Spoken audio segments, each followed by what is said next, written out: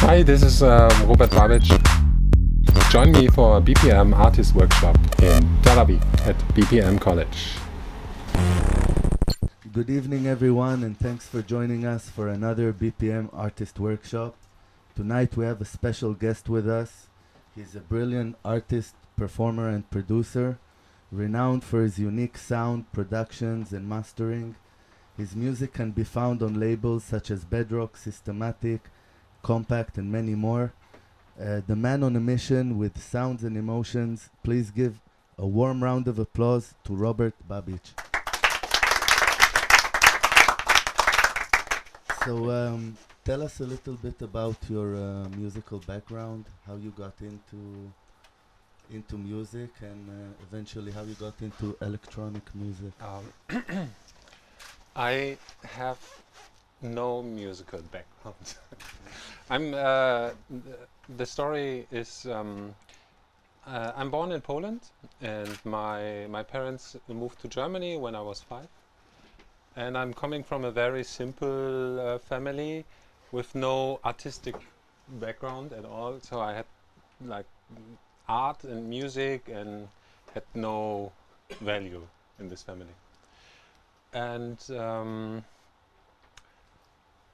during my school time, I was feeling I love music, but I had no idea what I want to do in my life. Like I asked myself, why the hell I'm born? I have no idea what I should do. I was feeling like a regular job would never work for me. And then one day, actually I was experimenting a little bit on the Commodore Amiga at that time. With What year is this? It was like just before, when was Amiga time? 90s, early 90s. Yeah, really early 90s, like 1990, I think, because at that time I started to make music. I experimented a little bit, and then one day a friend, or like a friend, he borrowed me some equipment because he was going on vacation, and he thought let's give it to a safe place so nobody will steal it. And I was okay, so he gave me a 909, a 303, a 606, and a cheap DJ mixer. And I had no clue about this at all. But at that time already I heard like techno music, like the first wave. And I learned how to program some beats and some things. I recorded it on a cassette at that time, a tape, and like I had like 2 weeks time, so I had no idea what I was doing, but I really enjoyed it. And I recorded this on a cassette, and I was sending this cassette I saw like an advertising in a magazine, a brand new label searches for new artists. So I sent this cassette, the original, where the tracks were recorded, to the label. And like after 1 week I got a call, hey, this is perfect, this is brilliant. We want to release it, send us the master. And I told them, you have the master. The cassette. That's all I have. So this was my first record. Wow. It was pressed from this cassette. And then like really fast I understood this is what you want to do. Like my heart was really opening up through this music. And then just a short time after my first gig, after my first record, I got a phone call from a promoter who asked me, are you able to play tonight? My main act is not able to come. And I like completely kamikaze said yes. At that time I still had no own equipment, and I was really fresh. I told him, okay, yes, I come, I play, no problem. I told him, I have one little problem. I have no equipment, no instruments. He said, yeah, maybe we can get something. So I said, okay, get something. So, so I arrived. I saw like a drum machine, a cheap Casio keyboard, and some stuff, and I thought, okay, I have 2 hours time. Take a headphone and program something. So I played my first show, and it was like amazing. And from that day on, I knew what I want to do in my life. So I told my parents, I just finished school, and I told my parents, I know what I want to do. I will not go to university. I will not go to work. This is my life. My parents hated it. They had plans for you to be medical school or something. Yeah, they were happy that I was quite okay in the school. And so this is the first track that you finished just from the drum machines. This was your first track that you did completely, and you finished it and you signed it straight away? Straight away. Wow. And the strange thing is, it was the first demo I ever sent out and the last one. Since then, and it's now 23 years, the labels come to me and ask me if I have some music for them.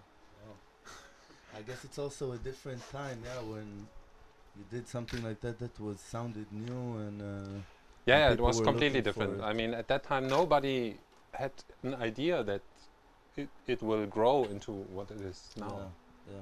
I mean, we were only doing it because we loved it, and nobody was thinking about money at all. Yeah, at that time. yeah. So do you when did you actually start to produce and make music professionally? Like, it was at that time, as you signed the track, that people started, or labels started to ask for more music, and then you said, okay, this is my path and journey. And in the beginning, I had no clue. Like, I knew, okay, I want to do music. yeah. This is what I knew. And like, from the first money I was able to earn from the music, I bought my first equipment. And then slowly, like, bought stuff. And the only thing I was like, I need to make music. Yeah. Nothing else, you know. I was like completely closed. Yeah. Nothing left, nothing right. Yeah. I want to make music.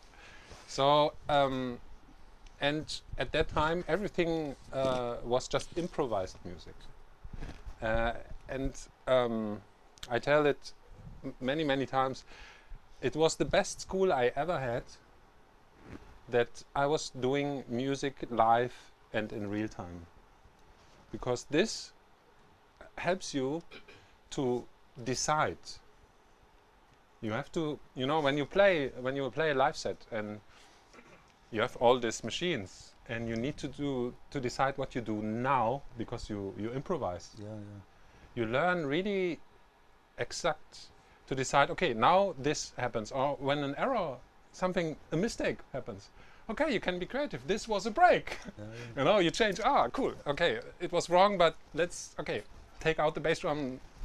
You know, go around. So you're saying that the live performance and creating like music live helps you in your process. In the studio, a lot, actually, a lot, because at that time, through this, and I was in the beginning. Like the first 10 years, maybe, because I had a different name. I was known as Roubertacid, and in the beginning, I made it like a religion. I was making my show. I was programming everything on the stage, like all the machines, all the sequences, everything. And after the show, I deleted everything. Oh. Because I wanted to start again next week. So, and also everything I have done during the week, I deleted. Like, just record, delete. Okay. And so through this, I learned to program and be fast. Yeah. So I learned, and through this, right now in the studio, I mean, for all the years, it's like a really fast. I don't need to think about technology at all. This is something I think really nice, because with all the experience, I don't need to think how to do something. I know. I just can concentrate on the feelings of the music and what I want to say. Yeah. Oh, very cool. How would you define your music, and do you think that it's good for an artist to concentrate just on one style and be known as, you know, just one style, or to experiment with many different styles, go more with the heart when producing the music?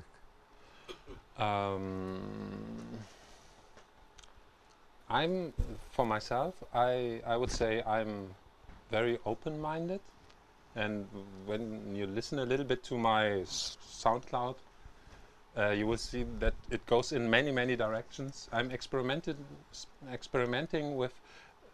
Actually, the thing is, for myself, I'm doing the soundtrack of my life. I'm doing the music that I want to hear in my life. That is music that describes what's going on in me, something that I'm feeling, and I'm not feeling the same feeling every day. So, and I'm not eating the same things every day. So why should I do the same music? And on one point, I stopped to describe my music like, you know, you say, I make techno and I make house and I make this and I make, and I said, okay, forget everything, because everyone is unique. So I said I make Babiczstyle from that day, and everyone should find out by himself.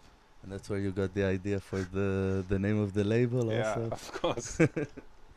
Because too many people ask me, what style are you doing? Music. Can you tell us a bit about your creative process in the studio? When you come to produce a track, do you just start off with the beat, or do you start off with a melodic idea, or like I think on this point I should speak a little bit about, I have like let's say I have a philosophy on this. For me, a track is not just beats and bass lines and synthesizers, or just these technical elements. For me, a track first, I see a music like, okay, first you have a stage, like think, okay, you have a theater, and you have a stage, and you have an empty stage in the beginning, and you want to, I'm telling stories. So every sound is an actor in this story I'm telling. So you have this stage, and you have elements, and you have a story to tell. So there's a foreground, there's a background, there's left and right. There things happen, things disappear, sounds come together, sounds make love, make new sounds, sounds die. There's some drama going on and some funny moments. And from this feelings, I feel like I have the inner, like a constant inner film going on in my head. From that, I try to find sounds and movements in sounds that you know, that are giving me this feeling. So I just try to replicate the inner feelings in this music. Okay. So sometimes I start with a rhythm or with a bass drum. Sometimes I experiment. I'm testing like a new synth, or I test some new plugins or some techniques. And from this testing, from playing around, something starts. And it's something really important when you make, for me, when you make music, is don't go to the studio with this thought, okay, I need to finish a track. Sometimes it's really good just to play, and when you play around with no intention, like I play a synthesizer, a sound, and just feel what's going on. Just feel it. No intention. It doesn't need to be recorded. Forget it. Just play and feel. And maybe one there you get a kiss from something, and you see, yeah, this is okay. it. Yeah. But don't go with the intention, yeah, I need to finish, I need to make a hit. Yeah, make it. Yeah, so you're saying sometimes it's just good to play and enjoy the Just music be like for a kid. what it is. I feel I'm 40 now, but I feel like I'm a kid. I have my playground with all my toys, and I go there and I play. Yeah, great. And can you tell us a little bit about your studio, what we can see back here, like some of the equipment that you like to produce with, analog synth, VST, you know, also certain kind of effects that you like to use in your productions? I could talk for weeks about equipment. I think this is what a lot of people, you know, they want to know also. It's, well, not all of them, but, you know, kind of like things that you, over the years, have, you know, used a lot in your music. If it's certain drum machines or, you know, certain sounds for bass or leads. Okay, let's say I love equipment, but at the same time, all this equipment, you don't need it. It helps you. Yeah. It can be inspiring, but you forget all this. You don't need it. If you have a clear vision of what you want to do, I learned it like after many years. Like in the first 10 years of my career, I thought, you buy the next thing, and this will be the best. And from that on, I will be like really great.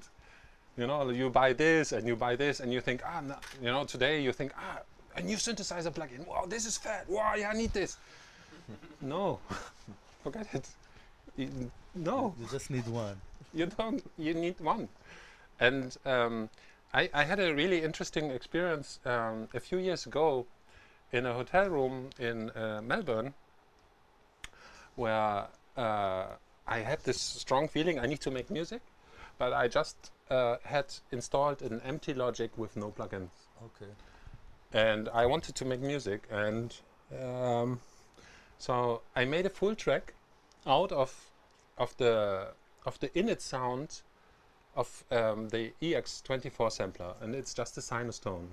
Okay. And I made all the sounds, all the drums, the hi-hats, the melodies, the strings, the bass, all of this one sound. This was the basic. Wow. Because all the other sounds were a little too much, so I thought, okay, and I had nothing else. So I made this, and I understood you don't need all this. If you have a clear idea what you want. Is it online somewhere, this track? Yeah, or this that, track, you yeah, can hear of course. It's called A Night in Melbourne. A Night in Melbourne? Okay. And you can listen to it, and so check it out, A Night in Melbourne, a track made just from one sound. Yeah, this was the basic thing, and just with distorting, filtering, effecting stuff, I made all the other sounds out of this one sinus tone. And I understood, okay, give me one tone and I make you everything. That's brilliant. It's a very good exercise, I think. Yeah, it's good to limit yourself. And then if you understand everything, of course it's cool to have a studio like this. Because then you're free. I feel free in this room. And when you have your studio in front of you, and are there certain like VST effects or things like this that you like to use, or?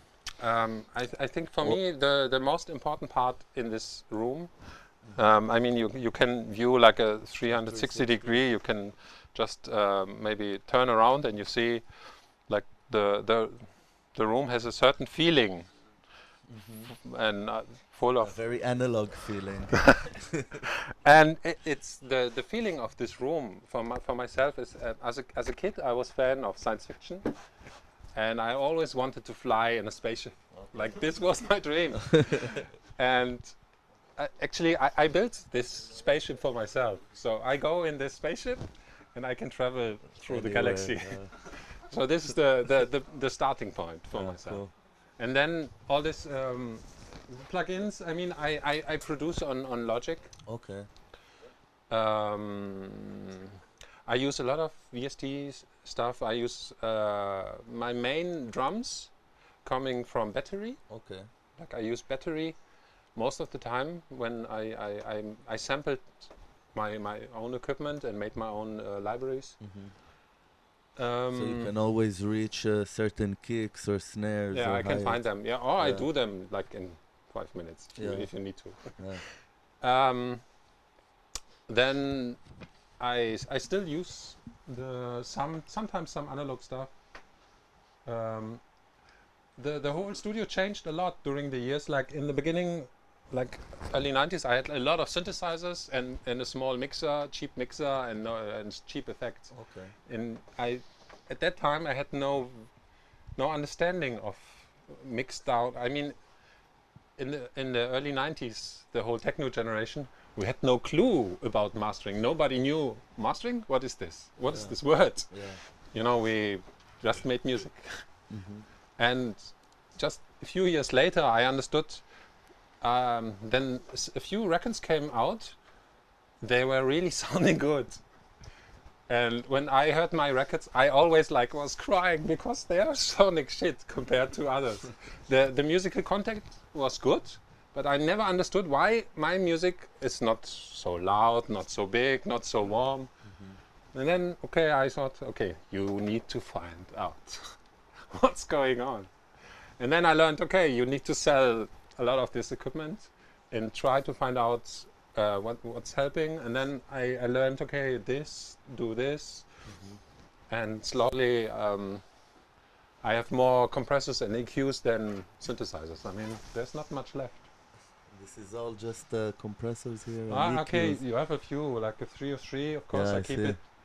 And MS-20, Korg, 101. Yeah, but there's not much. I mean, here the Oberheim, no. Oberheim here. Yeah. But all the synthesizers are not so important anymore at all. Yeah. You can do it. The plugins are so good these days. You don't really need the analog synth. Yeah. I'm pretty convinced about this. Yeah. But they are helping sometimes because they produce chaos and mistakes are good in our music. Most of this, the plugins, you open a plugin, and I saw it on many people. The first thing they do, they look on the preset list. They don't look on the synthesizer or on the plugin. No, we choose presets. And this is something that with an analog synthesizer, you don't have. You have this, and you need to touch Yeah. him. It will not happen anything if you don't do it by yourself. That's true. It's very true. So You're not a preset fan. I'm using preset, but just as a starting point from where I want to go. Yeah. So I have some. I some of my personal secrets. They are no secrets because I tell it everywhere. Not anymore. Is this unit here? Okay. This is a equalizer, a mono equalizer. It's like this big, and it has I think 16 tubes inside, and it's mono. This one. It's one of the first equalizers ever. It's from the late 50s, I think 60s coming. It looks in good condition. And I use this one. I have a MS matrix in the center of the box, and I use the mono signal of the whole studio going through this box. Okay. Wow. It's because I think this box has the best, warmest bass in this planet. But really? yeah, it's my own thing. It's your own private It's obsession. my own. So that's why Maybe you can, nobody here. that's why you can tell it, because no one can find the CQ anymore. You will not find it, believe me. But it's not really needed. One other thing that is like for myself really important. For me, I think the best compression on this planet is a tape machine. Really? So I have, like, when you go, I have one big studio machine. It's on the other side. Yeah, there's one extra, but on the other side is this was the spare one. On the other side, if you go there's my recording machine. Ah, okay.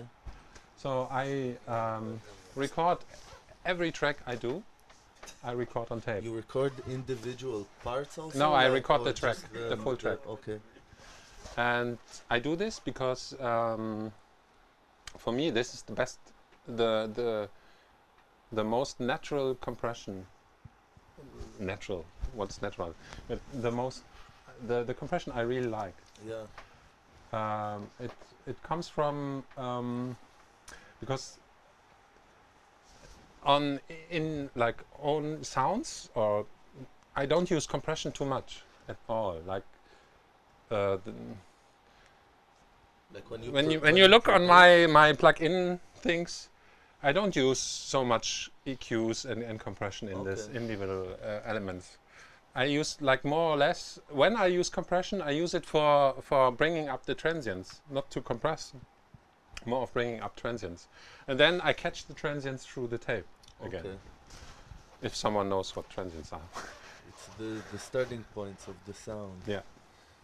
And so in your, let's say, when you're producing a track and you have like your kick, your bass, all your different elements, you try not to use too much compression on those elements, like as you're creating your mix. Yeah, I don't because there are people I know that they're full. They need a compressor on the kick, on the bass, on the Why? There's because it's easy to open with the click, I guess. and for the preset. Yeah, you don't need. Actually, I don't use. And when I use compression, I use it like a tiny little bit. If you look on, on my when a track is running and you look on the gear, you will see the needle will move maybe. Not like even a dB. Like a little bit. Yeah. And that's all. Because that's like this little shaping element that I like. I don't use compression to squash things. Slam, yeah. I don't do this. Yeah, okay. And so apart from being an amazing producer, you also master all your own music, right? And also a lot of other artists and labels. Mm-hmm. Can you tell us like how you got into it? Like you told us a little bit earlier, but was it something that you went and studied like with people, or is it just something that you kind of techniques that you picked up along the way from trial and error and just working at it? And I had no teacher, but like for some time when my record was cutted, I was always there. I was traveling to the cutting place and the mastering guys, and I was looking how they were doing stuff. When you mean cut, you mean when like they're printing I made vinyls? Yeah. So in my career, I think I made over 400 vinyl records already. So I have a long list of. You have a room just music. for vinyls. Yeah. I have a lot of music. And I was like looking what he was doing, and I was checking out different guys and how they work, and I understood or I saw there are two type of mastering guys. There's the one guy, typical German, very clean. We don't change the music. We are very very strict, and everything is perfect. And then you have the other guys who are like, okay, my studio have a sound, and people come to my studio because they want this sound. Okay. And I'm this type of guy. I'm not the like the really strict guy. I'm more, when I get the track, I listen to it, and then I ask myself what this track wants from me. And then I ask myself, okay, how can I help the track to do what this track wants? Can I help this track somehow? Yeah. And then I because I know my equipment and all these tools, okay, let's try this, put something here and work something here, make it bigger or not too big, because a lot of people have really bad rooms. And okay, the most important equipment in every studio is your room. and it's your speakers. Because when you don't hear what you do, it's like driving a car with no window. If you don't see where you go, how can you be like really good? How can you drive? Yeah. No, how can you drive? And it's the same with the studio. Yeah, yeah. If you are able to listen what you're doing, then you do it right because you listen to it. I think it's very true. This is the most important equipment of every studio. It's your room. It's the place where you do music. And if you need headphones, okay, I would never use headphones in the studio, but try to get the best ones possible. Even then, it's not good. Also, for referencing, you don't like to use headphones. You just like No, to I don't use any headphones. Okay. But yeah, it's, I know a lot of people who produce on headphones and they doing some good stuff. So it's possible. So it works. Yeah. It's just me. I'm not able to produce. Yeah, in no, a headphone. I understand completely. And can you tell us a little bit about your mastering techniques? Like, can you make us go through the process? Like, where do you begin? Like, what equipment do you like to use? The chain of it, Yeah. and eventually, what do you want to achieve? Like, you said that you first of all kind of feel the track, but eventually, from your perspective, when you go into mastering, you know, like, what do you want to achieve with the track? Of course, first I asked the artist as well, what do you want? And if the artist say, make it as loud as possible, I say, okay, go away, do it. Because he can do it by himself. If the artist say, I want it to sound great, then okay, come here. Okay. So after listening, like clean listening, the first thing I do is I search the whole spectrum for resonances. So I go with an EQ through this whole spectrum, and I search where it's ringing. Okay. Where you hear like feedback? Yeah, when I hear some feedback, I put this thing with a sharp EQ down. And how do you hear? Do you make like a long? Yeah, you make it sharp and you go through this process, and this is like the first thing, because later, if I don't do this later in the process of making things loud, this small places will destroy the whole signal. So I have to put them down, the resonance things. Then after this, I cut the low end. Most of the like 99% I cut around 30 hertz, but forget numbers. Just listen and then because the low end is not needed, like the really low end, because we don't hear it. We don't hear it, and most of the systems don't play this. They're also cut in many of the clubs. It's already I cut saw at 40. so many. I saw so many clubs. They cut at 80 hertz. Yeah. And the power in the music is not coming from the really low end. It's the low mids. That this is the punch. Yeah. So yeah, I cut the low end, and quite often I cut the high end as well. And it's because a lot of these plug-in synthesizers, they make some strange noise in the upper end. And if you cut it, you help the music not to hurt you so much.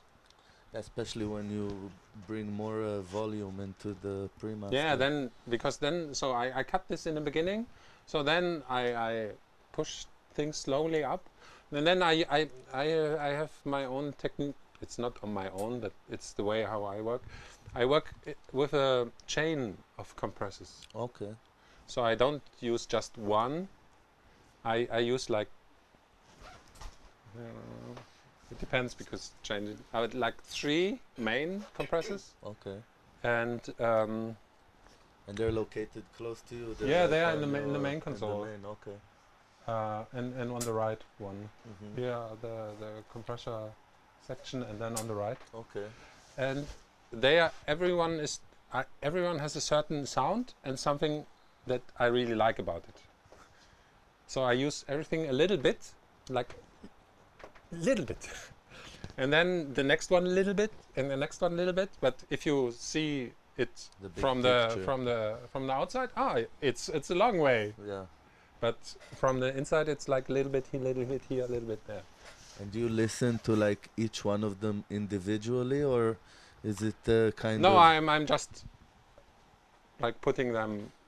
I listen like, okay, does it help the song or no?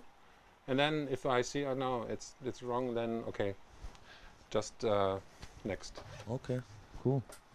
And do you have any tips like for mix and mastering? For example, for artists that just finished their track and they want to send it like as a promo, or maybe they want to play it at a party to test it out, like and they don't have, you know, the contacts right now or the funds to, you know, master their track. They just want to hear it out. Do you have any tips or suggestions for that? Like like a real basic mastering would be cut the low end, cut the high end, and search for resonances, and then push it up. Okay. Don't like I would even say forget all compression, just put it up. The fader up of the. Yeah, and go in if you need to use a limiter, because one thing is I don't use any limiter at all. Also not. No, in the end I don't limit music. I'm a hooligan. I overdrive the converter.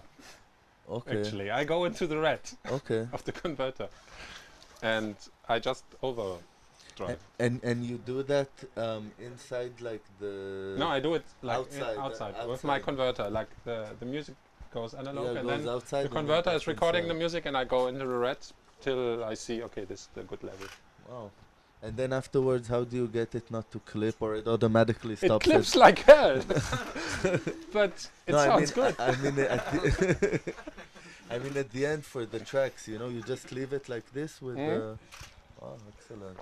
That's the way how I limit the music. It's I let it clip, but you need to have a good converter that is able to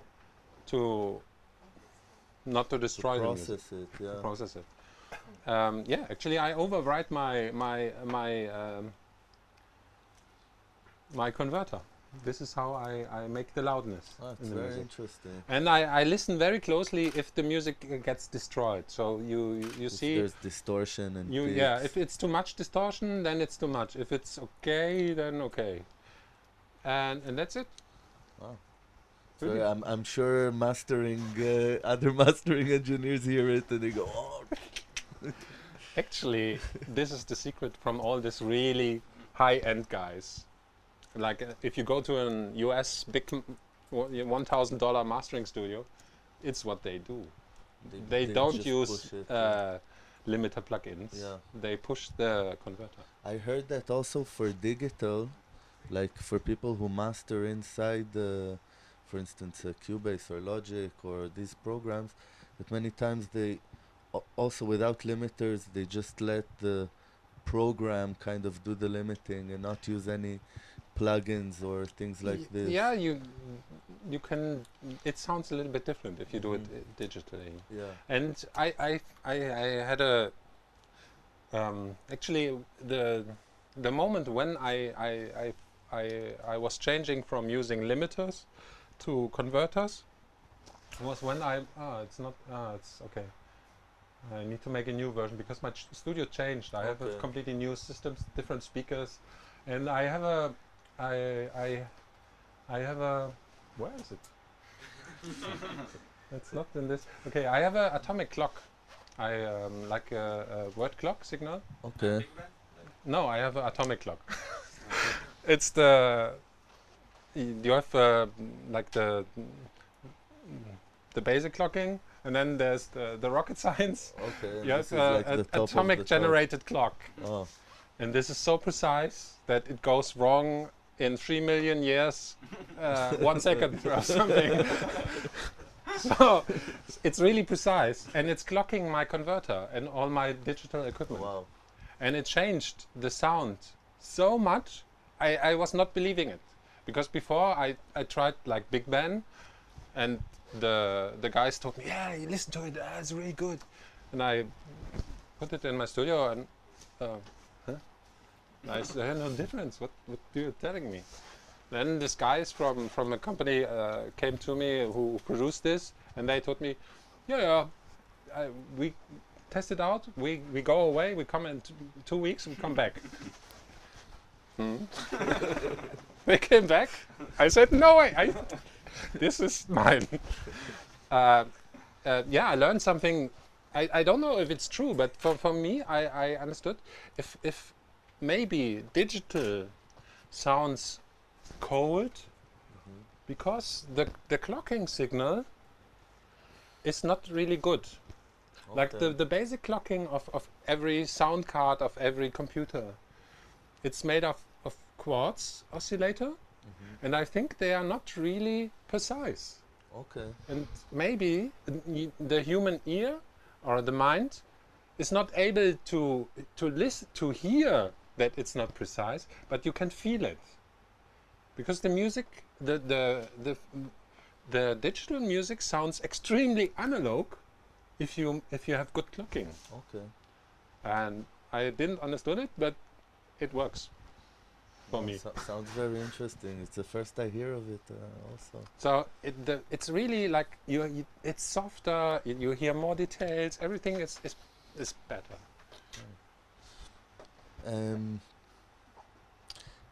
But maybe it's just in my head.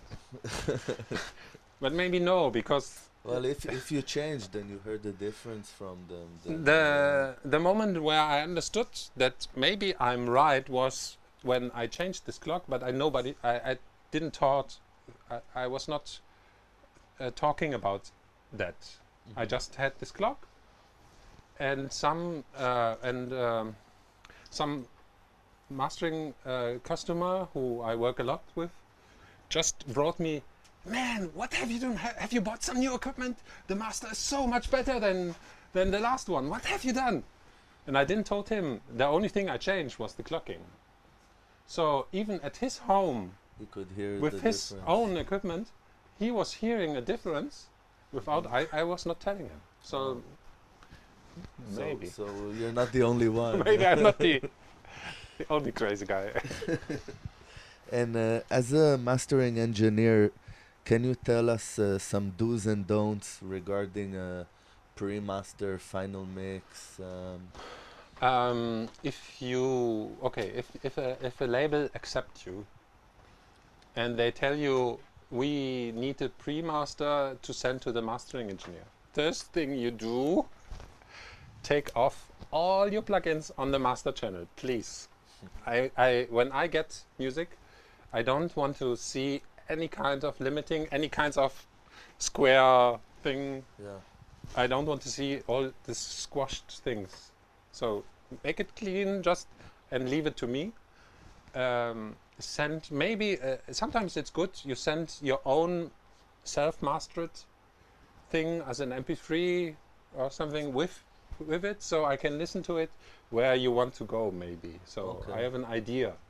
Okay, but on the music you send away, when a label say, okay, please don't put anything. Okay. And do you have any general tips or suggestions for aspiring artists and sound engineers in the beginning of their career? Like, let's start one by one. Maybe more for artists first. Like, I think the main tip for everything is don't stop. Just do and learn, and learn, and you make mistakes, and learn from these mistakes, and go on, and don't give up.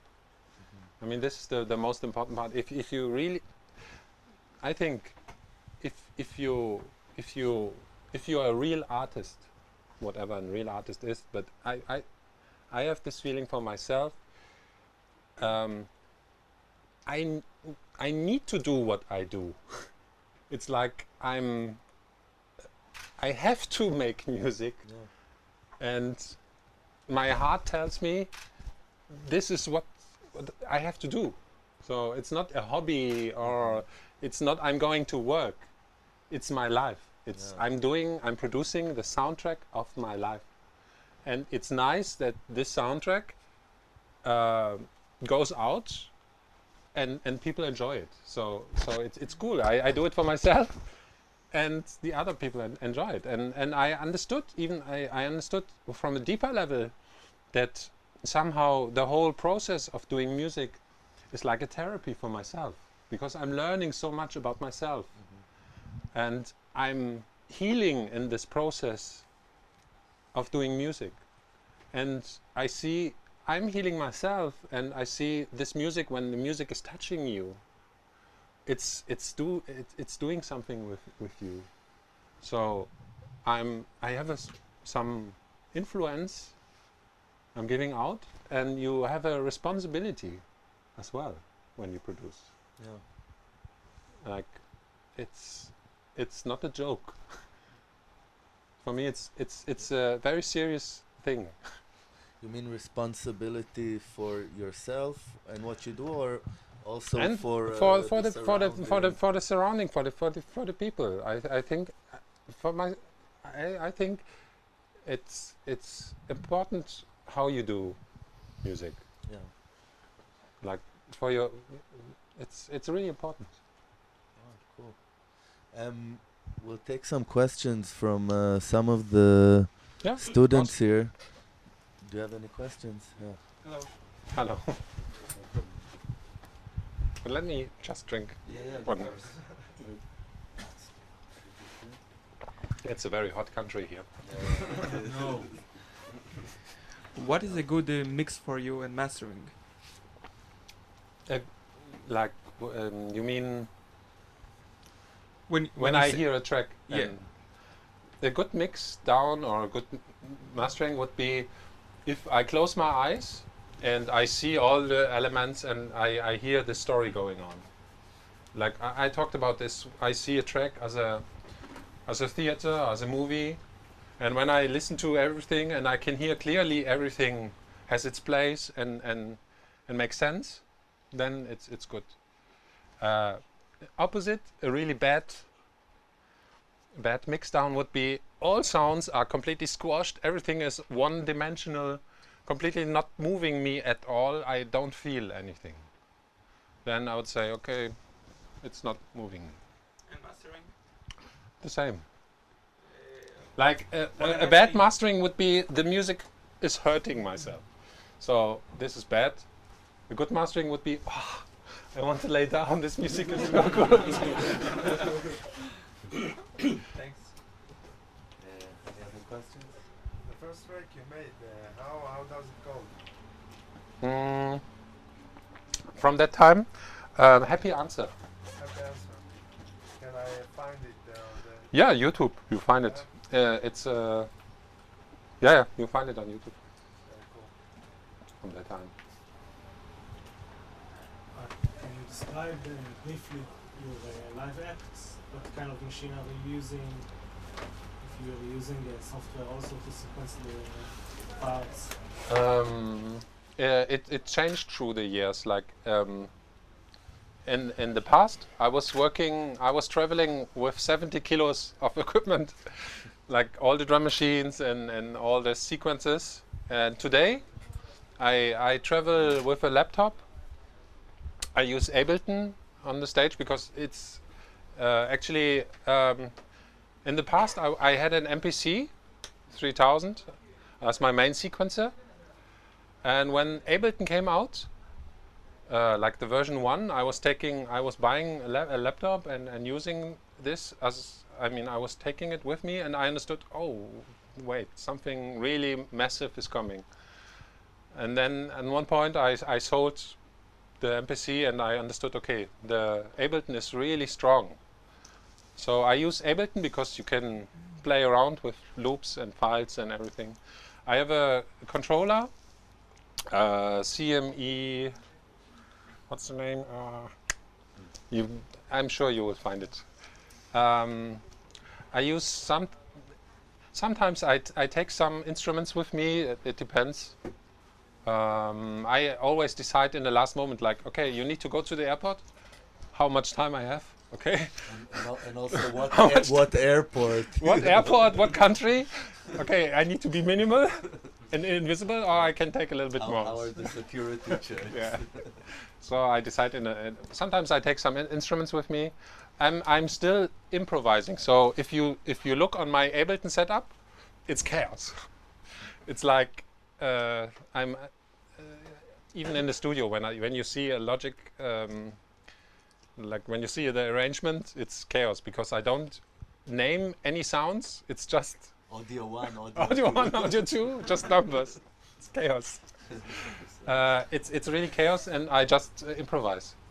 So when I go to, like, I played last night in Cat and Dog, and I started, and then I never know what's coming up next. I just decide, like, in the last moment, okay, I need to change something.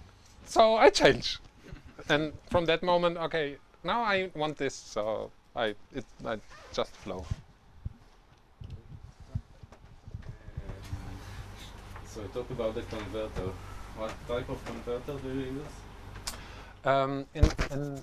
Actually, I'm changing again. What's the name of this one? This is like the converter I had the last few years. I don't know if you. No, it's not an apogee. It's.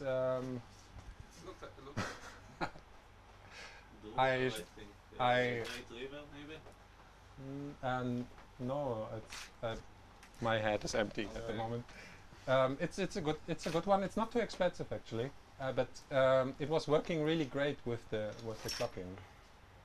And I will buy Antelope. They have a really new, a great mastering. It's really good, and I will buy this one. Okay, and which program do you use for the mastering process? As well, I do it in Logic. I have I have a monitor controller here on the side.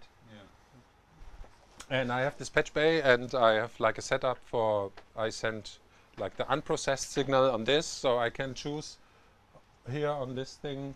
Okay, this is the unprocessed, this is the thing after this compressor, this is the signal before the converter, this is the signal after the converter. So I can listen through all the stage of the equipment. I was very surprised you worked with the KLK. I worked with them, yeah. That's right. So what is the new? The new is actually the story is easy. Oh, it's already 2 years ago. The name of the speakers is Guzalski Swift. It's a small company from New York, and 2 years ago I was invited to the Daft Punk studio, and I was there, and they forbid me to make any pictures. Touch anything. No, it was cool, and I saw they are working with the same stuff like me, and they have the same clock and everything. And but they had this strange speakers. I never saw them, and they told me, yeah, it's like the first version, and it was a really sad moment for me because they told me, okay, if you want, we can listen to the speakers. Do you have some music with you? And I said, yes, yeah, I have some. and I thought at that time, 2 years ago, that okay, you know, I always say I'm not a pro. I'm like advanced beginner. I know what I want, but I have to learn a lot. So, but I thought, okay, this is a cool record. It sounds good. I can impress them. Okay. I was listening to my music on this speaker, and I was going to the ground. Like, I was so ashamed. I was listening, I was hearing so many mistakes and so many errors. It's that much like with the high definition. They are so high definition. I was so ashamed. We tried to listen to them. Remember? What's the No. What's the name of the monitor? The name of the company is Guzalski Swift, and it's you can Google them. They have just one monitor system. They're doing them. It's by hand, and We're all going to Google it right now. and yeah, the Daft Punk guys told me they made all the Tron soundtrack on this, on all the stuff. It's their like the main system for them. And believe me, after I came home, I checked my account. No, I have no money. Shit.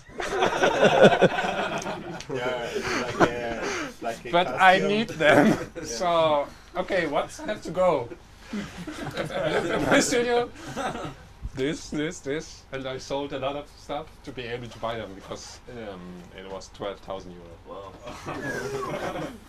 So a lot of things had to go.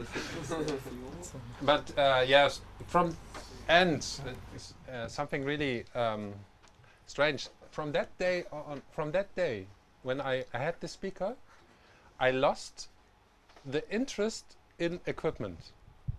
Like before, I always, what's new? This is cool compressor maybe.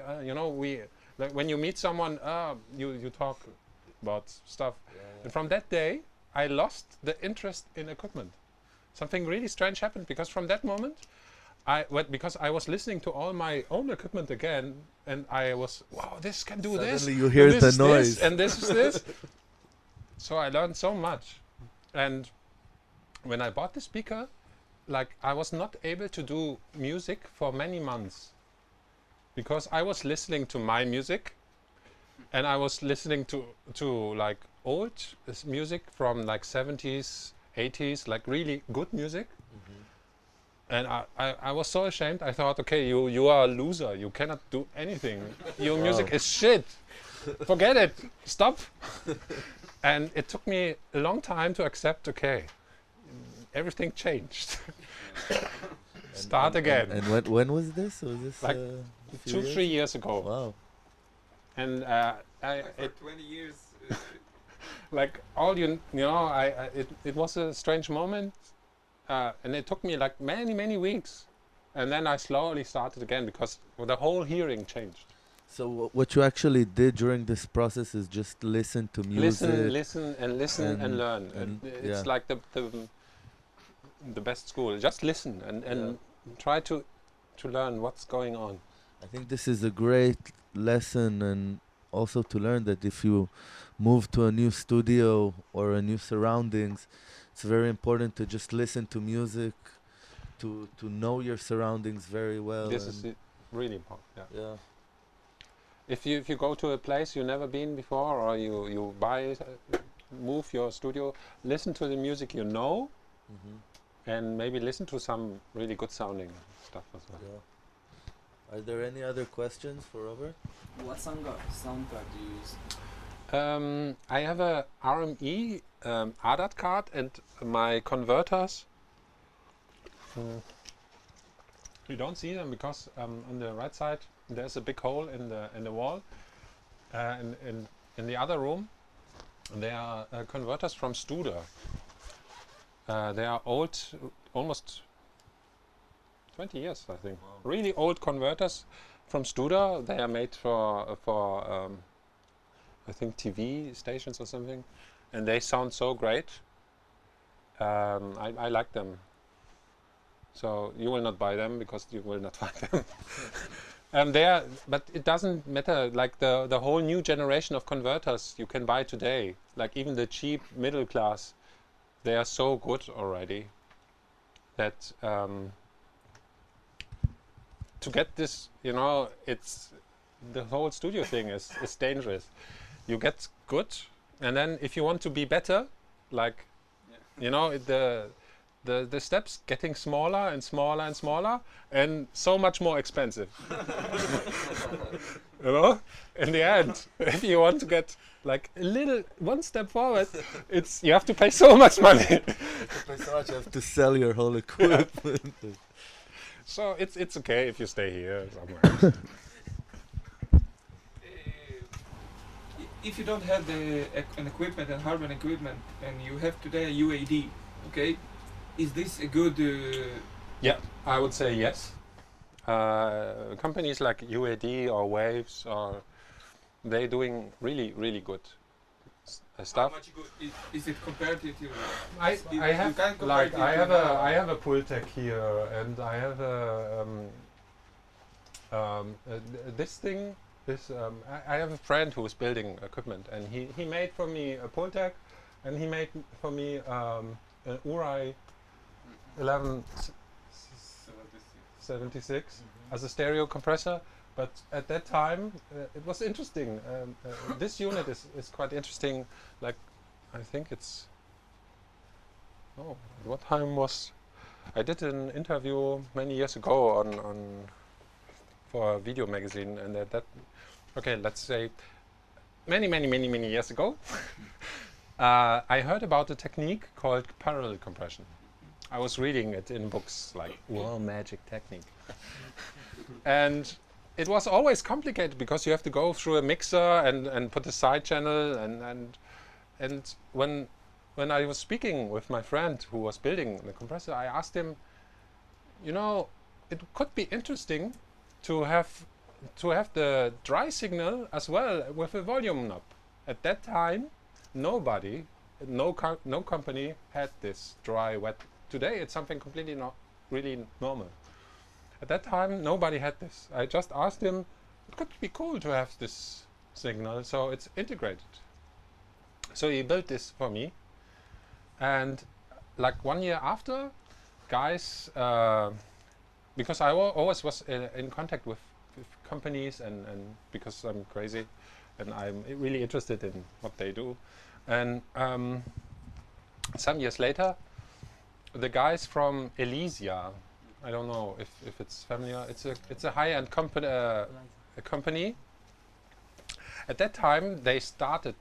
It was guys who worked before on the company SPL, and they thought we want to make something own. So they started a company called Elysia, and they made they had the goal of making the best mastering compressor ever, and it's called Alpha. Okay. I think so, yeah.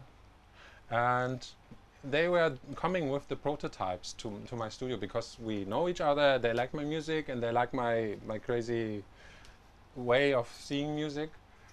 And they were asking me, what wishes do you have for this? And they integrated because they saw, oh, that makes sense to have this dry wet. So they integrated this. And then the Alpha compressor came out, and it's really expensive, 15,000 euro compressor, but it came out many years ago, and it was a big impact on the high-end compressor market, and then a lot of other companies started to use this, so it was going. I didn't invent it, parallel compression at all, or Imagine anything. if you would have gotten a royalty for Yeah, it it. would be nice, but somehow it's an interesting story. יש עוד שאלות? Any other questions about production or mastering? Why you choose work with Logic? Why? Because I worked with Logic from version 2. And I know this program. Before, like in the real beginning, I was working on Atari ST with a Store and Cubase, and then I bought my first Mac computer, and at that time there was no Cubase running. There was only Logic. So I bought version 2 of Logic, and I'm still I use it because I love it.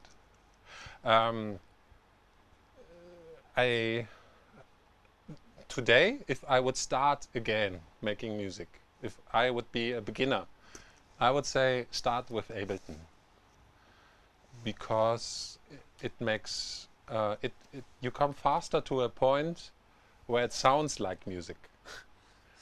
Maybe it's not music, it's more Lego, but it sounds like music.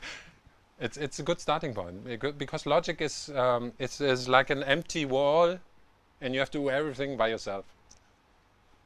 For me, it's good. For many other people, it's maybe too much. I love Logic. but in the end, you can use Cubase or even whatever Reason. They are all good in their own way. It's the whole discussion about what is better and what it's useless, or is analog better or digital.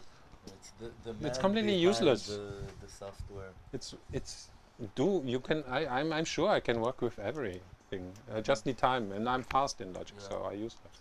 And I think it's also the most important thing is to really know your software as good as possible. Stay by your software. If you start with something, and if you start in Logic, stay with Logic and learn this program.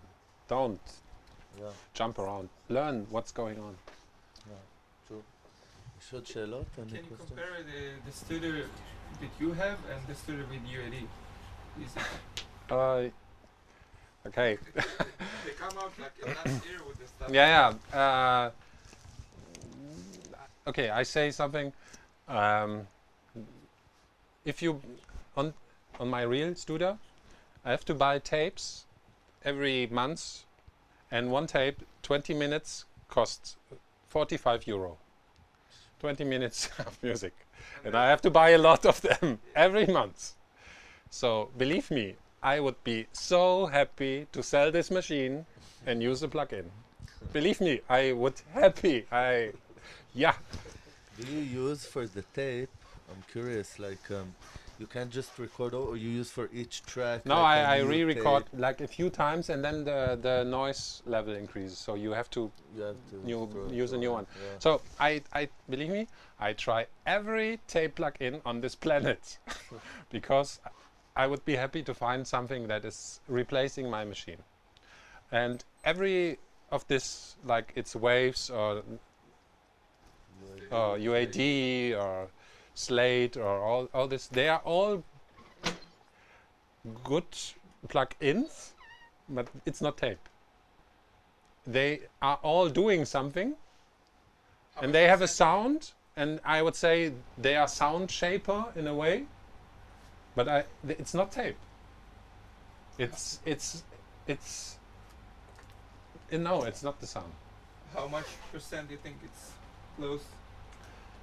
50, 90, 10, I would say the plugins are effects, because you can hear them really very well. The real tape, it's a really it's a presence. it's something really soft. You don't hear it on the first thing. It's something really soft. All these plugins, they change. You have a lot of bass and no high end anymore, or this, and a lot of distortion going on. So you think, oh, it's fat. It's doing something. I would say they are good effects, and I use tape plugins as well, but I use them as an effect to saturate some sounds sometimes. And, but maybe after a few years, I think the whole discussion is gone, and there will be good. I'm okay to change my mind. I'm curious. Today there's like a big war in the mastering between loud and proud, or to leave like a dynamic room, for the master. How do you look at it? I understood that you don't really like the loud. Yeah, the loud approach. There's a funny thing about this. If you are able to make a good mix down, then you don't need to be really loud, because the whole mix down is so impressive. Like if you look on the numbers just from the RMS thing, my music is really not loud, but if you play it in the club, I'm 3 times more fat than all this super loud music. Yeah. Because it's huge, it's big, you can hear all the elements, like the real squashed loud music is just loud. And you have to put it down because it's hurting. So the whole music is going down, and my music don't need to be put down, so you can. So you're saying. So I'm louder, but I'm technically not louder. So it's better to just give the volume from the mixer or from the source. It's just better to listen to the music, and maybe compare to music you really like. You think it's sounding really good. Try to listen to this, and why? because you know loud music is not because it's squashed. Maybe sometimes loud music is because you use all the frequencies, and you use all the room, and you use the panning on the mixer. Many people just everything is just mono, just center, and then they ask for, can you make it white? You know, then they use widening plugins on every sound, and it sounds like shit. And they ask, can you make it white? No, I can't. Maybe you use panning. It's really helping a lot. If you when you make a mix down, and you put like the shaker here, and you put the bongos here, and the hi-hats here, and the bass drum is here, and the bass line maybe here or here, and you know it's a stage, and you put the sounds here and here and here, and if you fill this room, then the music is huge. If you have everything just on one place, all the sounds are crowded, and then you say, oh, I need to be loud. So no, it's not loud. It's thin, and it's not moving. And what are, in your opinion, today good like RMS levels to achieve, to wish for, you know, or to want, you know, to aspire like to when you're mastering the track? I know it's changing a bit today. The term, actually, it's RMS changing to the it's changing to the worse, because there was a natural limit of loudness during the vinyl time. Like vinyl has a natural limit of how loud can you be. Yeah. And there was always a limit, like the maximum possible. These days, because we don't use so much vinyl anymore, the people don't have this thing, and they are loud like hell. It's like 10 dB louder almost. They are really loud. Like I see sometimes, I get music, you know, some people send me music, and it's -5 RMS, and it's like just black. And they ask me, can you make it loud? And it's really screaming and hurting and everything. And I say, yes, just go away. Because we had a couple of months ago a Dusty Kid was here. He told us a funny story of how he finished just one track and it was all clipping already, and he sent it to you, and you told him, please can you lower it a few dB because it's clipping, and it's like, I don't know. I don't know what to tell you. You know, it was the first time that he heard about going down. So how much do you think this RMS is right? Like for myself, my music is like, if a track is like soft, it's -9. 8 -8, and -7 is like the maximum loudness, and after that the music starts to get too distorted for myself. But I mean, it depends on the music style, because sometimes I have some like dubstep guys, they want it just maximum. I mean, there's nothing left, and they like it like this. I had once I had a customer who was coming to me, and he came with this track, and I was doing a mastering, and it was sounding great and high end and really warm, and we compared it to his own thing, and it was really squashed and loud, and he said, I like the loud one. Squashed and loud. So I had to accept this, that he has a different vision of music, and he thinks his music sounds better like this way. So I was recreating this process of this plugin, and I destroyed his music, and he was happy, and he paid me, and I said, okay. But you know, you decide. There are no rules. You decide yourself. It's the numbers I'm using. They have no. You have to decide yourself. You like what you do. It's sounding good for you. Or no. Okay, everyone. Big round of applause for Robert Babicz. It was a real pleasure. And how long are you staying in Tel Aviv for? Or you leave? I was coming. I'm already two days, and I will leave tonight. Oh, okay. And it's nice and warm in Tel Aviv. Yeah. And it's rainy and cold in Germany. Yeah, cool. Thank you. Thank you.